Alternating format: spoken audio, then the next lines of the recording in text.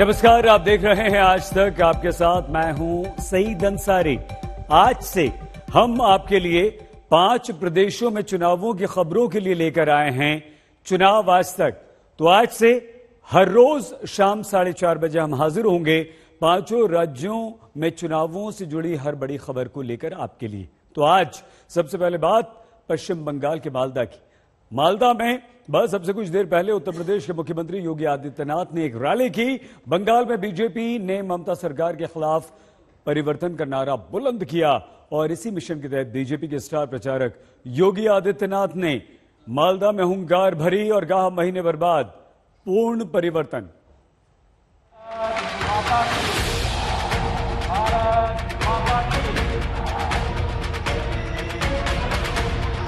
बंगाल की धरती को हम अराजकता की धरती नहीं बनने देंगे। दुर्गा पूजा पे प्रतिबंध लगाया जाता है। ईद में जबरदस्ती गौ हत्याएं प्रारंभ कराई जाती हैं। भारतीय जनता केवल अब ये 1 महीने का मात्र समय है। 1 महीने के अंदर एक परिवर्तन जमीन पर उतरता हुआ दिखाई देगा। भारतीय जनता पार्टी की सरकार और केंद्र में मोदी जी की सरकार जब मिलेगी, डबल इंजन की ये सरकार आपके विकास को उतनी ही गुना तेजी के साथ आगे बढ़ाने का कार्य करेगी। चुनाव की तारीखों का ऐलान किए जाने के बाद बंगाल में फायर ब्रांड नेता योगी आदित्यनाथ ने पहली रैली में तुष्टीकरण और जय श्री राम के नारे पर पाबंदी का मुद्दा उठाया। भारत माता की, भारत माता की। इस बंगाल ने आदि शक्ति मां भगवती दुर्गा के अनुष्ठान का श्री गणेश करके पूरे देश के अंदर शक्ति का एक नया संचार किया था। आज उस बंगाल के अंदर दुर्गा पूजा पे प्रतिबंध लगाया जाता है। ईद में जबरदस्ती गौ हत्याएं प्रारंभ कराई जाती हैं और साथ साथ यहाँ पर तस्करी और गौ तस्करी के माध्यम से यहाँ की भावनाओं के साथ खिलवाड़ करने का कार्य किया जाता है। यहाँ की सरकार मौन बनी रहती है। भाइयों बहनों, बंगाल में आज जय श्री राम के नारे लगाने को भी प्रतिबंधित करने का कार्य किया जाता है और हमले करवाए जाते हैं। लेकिन मैं बंगाल की सरकार से कहना चाहता हूं, मैं ममता दीदी जी से अनुरोध करना चाहता हूं, एक सरकार कभी उत्तर प्रदेश में थी जो अयोध्या में राम भक्तों पर गोली चलाती थी। उस सरकार का हर साहब ने देखा है क्या हो गया है। और अब बारी बंगाल में टीएमसी की सरकार की है। रामद्रोही है। बांग्लादेश से लगते मालदा में योगी आदित्यनाथ ने दावा किया कि अगर पश्चिम बंगाल में बीजेपी की सरकार बनी तो 24 घंटे में गो तस्करी और अवैध बूचड़खानों पर रोक लग जाएगी। वहीं उन्होंने मुहर्रम के जुलूस को बंगाल में अनुमति देने और दुर्गा पूजा के विसर्जन का मुद्दा उठाया। पीएम मोदी के बाद बीजेपी में सबसे बड़े स्टार प्रचारकों में से एक योगी आदित्यनाथ ने उस मालदा में सीएए का मुद्दा उठाया जो बांग्लादेश की सीमा के साथ लगता है और जहां घुसपैठ की एक बड़ी समस्या है। वहीं लव जिहाद का भी जिक्र किया। देश के यशस्वी प्रधानमंत्री मोदी जी पाकिस्तान, बांग्लादेश और अफगानिस्तान के पीड़ित और प्रताड़ित हिंदुओं, सिखों, बौद्धों, जैनियों, ईसाइयों, इन सब के संरक्षण, इनको सुरक्षित ठिकाना देने के लिए एक कानून बनाते हैं और उस कानून को भारत के अंदर लागू करते हैं। तो बंगाल में हिंसा क्यों होती है? ये हिंसा सत्ता प्रायोजित हिंसा क्यों? मित्रों, बंगाल के अंदर छल, छद्म और धोखे से यहां पर लव जिहाद की घटनाओं को भी अंजाम दिया जा रहा है। हम लोगों ने यूपी के अंदर कानून बना दिया, लेकिन बंगाल के अंदर क्योंकि तुष्टीकरण की राजनीति है, न वह गौ तस्करी को यहां की सरकार रोक पा रही है और न ही लव जिहाद की उन घातक गतिविधियों को जिसका दुष्परिणाम आने वाले समय में बड़ा खतरनाक होने जा रहा है, वह यहां की सरकार इसको रोकने में पूरी तरह विफल है। योगी आदित्यनाथ ने केंद्र की योजनाओं को लागू न करने को लेकर ममता सरकार को निशाने पर लिया। वहीं टीएमसी के कथित गुंडों के हाथों बुजुर्ग महिला की पिटाई का मुद्दा भी उठाया और कहा कि 1 महीने बाद गुंडों की खैर नहीं। बंगाल की धरती को हम अराजकता की धरती नहीं बनने देंगे। आप निश्चिंत रहिए, भारतीय जनता केवल अब ये 1 महीने का मात्र समय है। 1 महीने के अंदर एक परिवर्तन जमीन पर उतरता हुआ दिखाई देगा। ये आपका एक जमावड़ा इस बात को प्रदर्शित करता है। तब टीएमसी के नाम पर जो लोग गुंडागिर्दी कर रहे हैं, आप देखते होंगे उत्तर प्रदेश के अंदर जो लोग पहले गुंडागिर्दी करते थे, आज वे लोग अपने गलियों में अपने गले में तख्ती बांध करके चलते हैं कि रहम कर दो।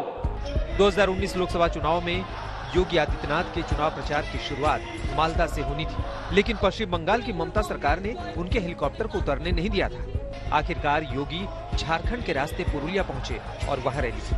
आज योगी मालदा पहुंचे और बंगाल में परिवर्तन की हुंकार भरी। अनुपम मिश्र, मालदा, आज तक। तो पश्चिम बंगाल में चुनाव से पहले कांग्रेस के नेताओं की आपसी तकरार काफी तेज हो गई है। लड़ाई झगड़ा हो गया है। कांग्रेस नेतृत्व से नाराज G23 में शामिल आनंद शर्मा ने बंगाल में पीरजादा अब्बास सिद्दीकी की पार्टी इंडियन सेक्युलर फ्रंट को कांग्रेस लेफ्ट गठबंधन में शामिल करने पर अधीर रंजन चौधरी को निशाने पर ले लिया है। दूसरी तरफ अधीर रंजन चौधरी ने कह दिया है कि वो जानते हैं कि आनंद शर्मा किस बिग बॉस को खुश करना चाहते हैं। बीजेपी ने आईएसएफ को मौलाना की पार्टी करार दिया। वहीं गठबंधन में सीटों को लेकर कंफ्यूजन के कारण से ही राहुल गांधी ने रविवार की कोलकाता की रैली में हिस्सा नहीं लिया था। और सब लोग एक बड़े संगठन को भी एक पंचायत की तरह चलना, सबकी सुने और फिर एक मत बना के कदम उठाएं सही दिशा में।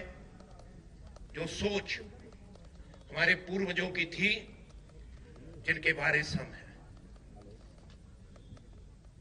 और जो विरासत में मिला है उसको बचा के रखें, उसको खोए ना।